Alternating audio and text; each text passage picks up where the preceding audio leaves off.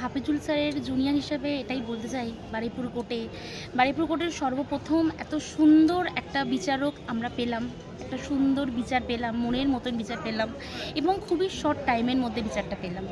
তাই প্রত্যেকটি মেয়ে, শুধু আমরা লয়ার মেয়ে হিসাবে নয়, প্রত্যেকটি মেয়ে এই একটা সুন্দর বিচার পেয়ে খুবই আনন্দিত। এবং শুধু আমাদের বারুইপুর কোর্টের লয়ার না, সারা দেশের আইনজীবীরা এবং সারা দেশের মাননীয় প্রত্যেকটা মহিলার গার্জেন হিসাবে তার অনেকটাই প্রায়োরিটি পেল, অনেকটা স্বীকৃতি পেল।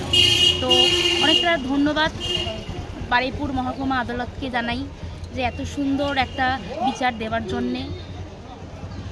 ধন্যবাদ। এখনো পর্যন্ত যে তোমাদের বহু মহিলারা রাস্তায় নেমেছে আরজি করের এই যে ডাক্তারের এই মৃত্যুর ঘটনায়, এখন পর্যন্ত রায় ঘোষণা হয়নি, কিন্তু এই রায় আজকে 62 দিনের মাথায় হলো, কতটা খুশি?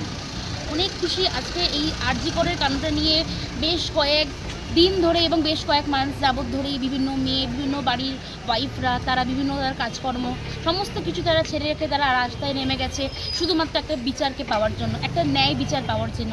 কিন্তু দেখুন, আজকে আমরা এই জয়নগর থানার কেসটাকে নিয়ে খুব অল্প সামান্য দিনের মধ্যেই আমরা একটা খুব সহজ এবং খুব সুন্দর একটা, বলা যেতে পারে একটা ফুলের মতন একটা আমরা বিচার পেলাম। তাই সবাই যে বলে আইনের ঊর্ধ্বে কিছু হয় না, সেটা আজকে আমরা মিলিয়ে দিলাম এবং বাস্তবে সেটা পরিণত করিয়ে দিলাম যে সত্যি ইন্ডিয়ায় আইন বলে কিছু হয়। নাম রেজিস্ট্রেশন? আমার নাম নার্গিস খাতুন এবং আমি একটা লয়ার, জুনিয়র লয়ার, হাফিজুল রহমানের জুনিয়র। ঠিক আছে, চলো।